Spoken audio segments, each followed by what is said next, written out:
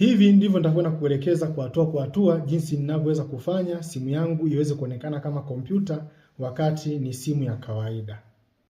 Kwanza utaenda Play Store, utabonyeza Play Store. Baada ya kwenda Play Store, utaenda kusearch, utaandika Computer Launcher. Computer Launcher. Baada ya kuandika Computer Launcher, utaenda kusearch. Baada ya kupata Computer Launcher, utaibonyeza, mwisho wa siku utainstall, utaifungua. Baada ya kuifungua kuload, itafika hapo kwenye permission, utaallow.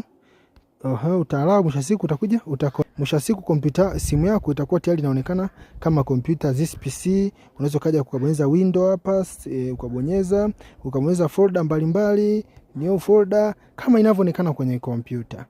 Kama umeelewa video hii, usisahau kufollow, kulike na kucomment kwenye account hii ili uweze kupata video nzuri zaidi kama hizi.